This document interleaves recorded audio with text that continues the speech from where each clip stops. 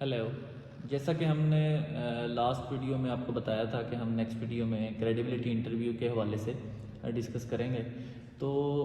जो credibility interview है ये ऑलमोस्ट सारी ही यूनिवर्सिटीज़ कंडक्ट करती हैं। कुछ एक यूनिवर्सिटीज़ ऐसी हैं जो इसको कंडक्ट नहीं करती। ये क्रेडिबिलिटी इंटरव्यू क्यों कंडक्ट किया जाता है, इसमें ये सबसे पहले तो ये स्टूडेंट्स को जज करने के लिए कि वेदर जो स्टूडेंट है वो आ रहा है वो यूनिवर्सिटी के लिए सूटेबल है और उसकी लैंग्वेज प्रोफिशेंसी कैसी है, और क्या स्टूडेंट जेन्युइन है, क्या स्टूडेंट जो है वो यहाँ पे आके वाकई पढ़ने के लिए आ रहा है। तो ये सारी चीज़ों को चेक करने के लिए उन्होंने एक क्रेडिबिलिटी इंटरव्यू रख दिया है, जो कि स्टूडेंट्स को वो ऑनलाइन कुछ मोड में वो यूनिवर्सिटी का एक इंटरनेशनल जो एडमिशन ऑफिसर होता है वो कंडक्ट करता है, और फिर उसके बाद अगर स्टूडेंट पास हो तो फिर उसको नेक्स्ट प्रोसेस में वो लेके जाते हैं, अदरवाइज़ वो उसको रिफ्यूज़ कर देते हैं और वो यूनिवर्सिटी उसको एडमिशन नहीं देती। अब ये क्रेडिबिलिटी की जो प्रैक्टिस है ये यूके में चल रही है ज़्यादातर, लेकिन इसके साथ साथ ये कुछ जो यूरोप के कंट्रीज़ हैं और कुछ ऑस्ट्रेलिया या कुछ दूसरे कंट्रीज़ हैं, कनाडा वगैरह में भी इवन ये इसका एक शॉर्ट इंटरव्यू कंडक्ट करते हैं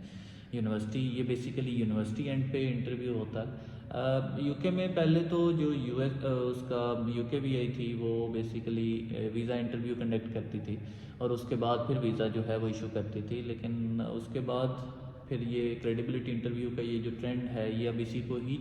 जो है वो चल रहा है कि अगर यूनिवर्सिटी ने असेस कर लिया है तो रूटीन में यूके भी यही फिर समझती है कि यूनिवर्सिटी ने ऑन मेरिट इसको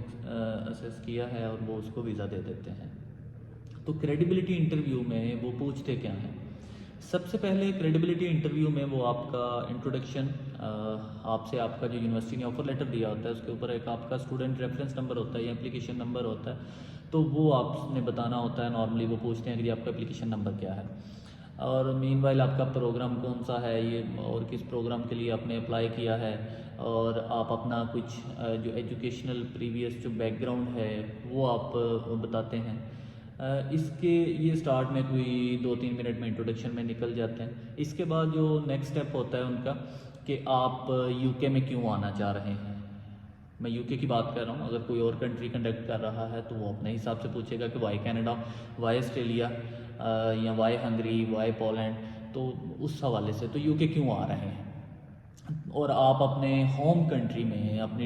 एजुकेशन को क्यों नहीं प्रोसीड कर रहे। क्या आपके होम कंट्री में जो है वो आपका ये कोर्स है जो जिस कोर्स के लिए आ रहे हैं इस यूके में इस यूनिवर्सिटी में वो वहाँ पे ऑफर नहीं हो रहा। तो इस तरह का ये क्वेश्चन होता है जिसको आपने बताना होता है कि यूके क्यों आ रहे हैं, यूके की कुछ जो मेजर जो हैं उसके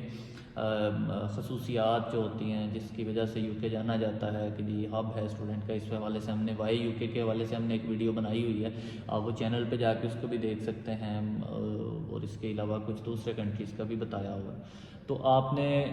उसका बताना है, फिर साथ में आपने बताना है कि अपने कंट्री में क्यों नहीं प्रोसेस कर रहे। रूटीन में जो एशियन स्टूडेंट्स हैं या हम पाकिस्तान में बैठे हैं तो पाकिस्तान की बात करेंगे कि पाकिस्तानी स्टूडेंट्स ये इसमें लेते हैं प्ली के चूँकि क्वालिटी एजुकेशन जो है वो वहाँ पे है और पाकिस्तान में उस तरह से एजुकेशन में जो है वो रिफॉर्म्स नहीं है, तो इस वजह से हम लोग ये यूज़ कर रहे हैं। और फिर ये प्रोग्राम जो है स्पेसिफिकली इसके जो मॉड्यूल्स हैं ये उससे रिलेटेड हैं और मेरी प्रीवियस एजुकेशन से लिंक करते हैं और मेरी विश थी फलां इस हवाले से वो आप उनको बताते हैं कि जी हम लोग इस वजह से आ रहे हैं। इसके अलावा फिर वो पूछता है कि आप अगर आपने यूनिवर्सिटी ऑफ लॉ में अप्लाई किया है, अगर आपने मैनचेस्टर यूनिवर्सिटी में अप्लाई किया है, अगर आपने बीपीपी यूनिवर्सिटी में अप्लाई किया है, तो वो आपसे पूछता है कि आप इस यूनिवर्सिटी में या हमारी यूनिवर्सिटी में क्यों आ रहे हैं, आप बाकी किसी यूनिवर्सिटी में क्यों नहीं गए। यानी बीपीपी यूनिवर्सिटी में अप्लाई किया है तो आपको कंपैरिजन देना पड़ता है कि आप लंदन साउथ बैंक यूनिवर्सिटी में क्यों नहीं गए, आप यूनिवर्सिटी ऑफ लॉ में क्यों नहीं गए। तो आपको उसका कंपैरिजन शेयर करना पड़ता है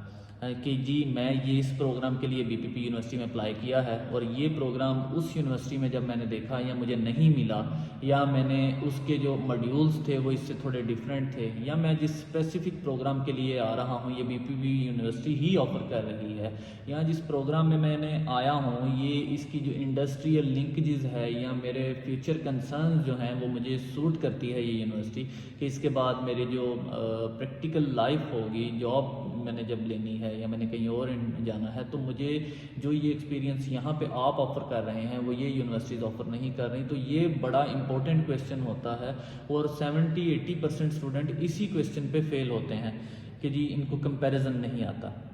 फिर यूनिवर्सिटी की लोकेशन, फिर यूनिवर्सिटी के फीसिस, फिर यूनिवर्सिटी के और जो टीचिंग मेथड्स हैं या फैकल्टी है, ये इन सारी चीज़ों का एक प्रॉपर कंप्रीहेंसिव कंपैरिजन जो है वो बनाया जाता है और फिर उनको बताते हैं और वो सेटिस्फाई हो जाए तो वो इसको फिर नेक्स्ट प्रोसीड करता है। उसके अलावा जो है वो ये पूछता है कि आप ये प्रोग्राम जो है वो करने के बाद फ्यूचर आपका प्लान क्या है, फ्यूचर आपके गोल्स क्या हैं, ये आपका जो कोर्स है आपके फ्यूचर जॉब के लिए या फ्यूचर आपकी जो फर्दर अगर स्टडीज़ हैं तो उसमें कैसे ये आपको हेल्प आउट करेगा। तो आपने इसके हवाले से बताना है उस प्रोग्राम की, स्पेसिफ़िक प्रोग्राम की जो अफादियत है, उस स्पेसिफ़िक प्रोग्राम की जो मार्केट वैल्यू है, जो आने वाले वक्त में उसकी मार्केट वैल्यू में इजाफा होने जा रहा है या कुछ उसमें कुछ चेंजिंग्स आ रही हैं, कुछ टेक्नोलॉजिकल अपडेट्स आ रही हैं उसमें,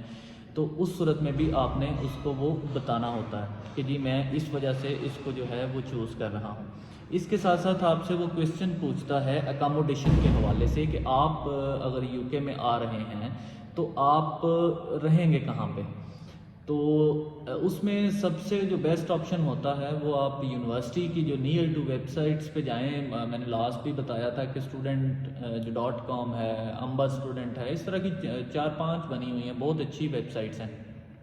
आप वहाँ पे जाएं और वहाँ पे जाके अपनी यूनिवर्सिटी का नाम डालें और फिर उसके नियर टू अकोमोडेशन जाएंगे। अब कुछ अकोमोडेशंस कॉस्टली होती हैं, कुछ सस्ती होती हैं, तो आप अपने हिसाब से, बजट के हिसाब से देख लें और कोशिश करें कि आप उस अकोमोडेशन को चूज़ करें जो यूनिवर्सिटी से नियर टू हो, यानी को आपका ये मैक्सिमम जो डिफरेंस है वो 30 मिनट से ज़्यादा नहीं होना चाहिए आइडियली। तो वो आप उनको बताएं, उसका पोस्टल कोड आपको बताना पड़ता है, फिर उसकी वहाँ से आप पैदल अगर आप जा रहे हैं बाय वॉक कितना डिस्टेंस है, बाय ट्रेन कितना डिस्टेंस है, और आप उसको कार टैक्सी के थ्रू जाते हैं तो कितना, ये छोटी छोटी चीज़ें होती हैं जो आपने उनको बतानी होती हैं। इसके अलावा वो आपसे ये पूछेगा कि आप अपनी स्टडीज़ को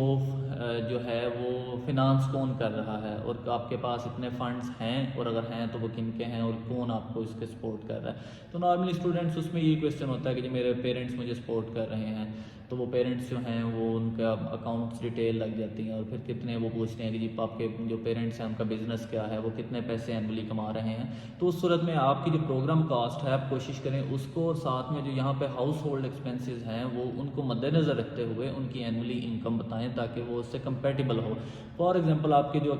कॉस्ट है वो 40-50 लाख यूके में आनी है एक साल में, और आप बताते हैं कि जी मेरे फादर की मंथली जो इनकम है या एनुअली आप उनको कैलकुलेट करके बताएं कि जी वो तो 35 लाख 40 लाख पाकिस्तानी रुपीज़ हैं, तो ये तो गलत होगी बात। तो दूसरा फिर ये है कि आप बहुत ज़्यादा बता देते हैं कि जी 5 करोड़ है, 6 करोड़ है, तो ये भी थोड़ी सी अनजस्टिफाइड चीज़ें होती हैं। तो इसको थोड़ा सा कंपैटिबिलिटी के साथ ही कि जी अगर कोई 70-80 लाख बंदे का एनुअली आ रहा है या 1 करोड़ तक चल रहा है, तो उस सूरत में आप उनको बताएं कि जी इतने पेमेंट्स हैं, और बाकी पेमेंट्स अल्टीमेटली वहाँ पे भी लोग हैं, फैमिली है, उन्होंने भी अपने आप को फंड जो उनको चाहिए हैं, हाउस होल्ड एक्सपेंसेस हैं, बाकी मामलात हैं, तो वो भी तो चलाने हैं कि आपके वो जितने फंड्स वो कमा रहे हैं तो आपको दे देंगे, तो वो वहाँ पे क्या करेंगे। तो इसको ज़रा ठीक से सोच समझ के जवाब देना पड़ता है सारी चीज़ों का। मैंने फिर वो लैंग्वेज प्रोफिशिएंसी का पूछ सकता है कि जी लैंग्वेज प्रोफिशिएंसी कौन सी अपने जो दी हुई आइट्स दिया हुआ है या कोई और टेस्ट दिया हुआ है तो वो कौन सा है। कोई इंग्लिश लैंग्वेज आपको एग्जाम्प्ट होनी है तो वो सूरत में यूनिवर्सिटी का इंग्लिश प्रोफिशिएंसी जो लेटर है वो आपके साथ जो है वो मिल जाता है, तो आप उस सूरत में भी उसको कर सकते हैं। तो ये बेसिकली क्रेडिबिलिटी की ये कोई मेजर जो हैं 7-8 क्वेश्चंस होते हैं। इन्हीं क्वेश्चंस को बार बार पूछते हैं और इन्हीं क्वेश्चंस को अपने जो है वो बताना होता है। अब इसमें बेहतरीन जो आपका सोल्यूशन है वो ये है कि आप जिस यूनिवर्सिटी के लिए अप्लाई कर रहे हैं पहले तो उस यूनिवर्सिटी में जाके उस यूनिवर्सिटी के अबाउट में पढ़ें कि यूनिवर्सिटी है क्या, कब से इस्टेब्लिश हुई है, क्या इसकी अचीवमेंट्स हैं, इनके वो कोई रैंक कौन से हैं, अगर रैंक है तो नेशनल लेवल पे क्या है, इंटरनेशनल लेवल पे क्या है, कोर्सेज कौन कौन से ऑफ़र कर रहे हैं, आपने जो कोर्स लिया है उस कोर्स में यूनिवर्सिटी की रैंकिंग क्या है, उस कोर्स में एम्प्लॉयबिलिटी रेशो क्या है यूनिवर्सिटी की। फिर उसके बाद आप जिस यूनिवर्सिटी के साथ कंपैरिजन कर रहे हैं उन यूनिवर्सिटीज़ की वेबसाइट पे जाके ये सारी चीज़ों को नोट करें, और इस सूरत में आप इसको अपना बेहतरीन कंपैरिजन भी आप इसको बना सकते हैं। तो ये था क्रेडिबिलिटी इंटरव्यू बेसिकली, जिसके लिए स्टूडेंट्स बहुत ज़्यादा पूछते हैं। तो अगर आप इन चीज़ों को रेडी कर लें, नोट करें और उसकी एक दो दफ़ा प्रैक्टिस करें तो देन आप इसको इजीली क्लियर कर सकते हैं और फर्स्ट अटैम्प्ट में क्लियर कर सकते हैं। तो ये आज की वीडियो थी। उम्मीद करता हूँ इससे आपको रहनुमाई भी मिली होगी और इसी तरह की जो अच्छी और आपके स्टडी अब्रॉड के हवाले से जो वीडियोस हैं जो आपको हेल्प आउट कर सकें, हम इस तरह की वीडियोस लेके आते रहेंगे। तो आप हमारा जो यूट्यूब पे चैनल है उसको सब्सक्राइब कर लें ताकि आपको ये इन्फॉर्मेशन पहुंचती रहे। Thank you so much.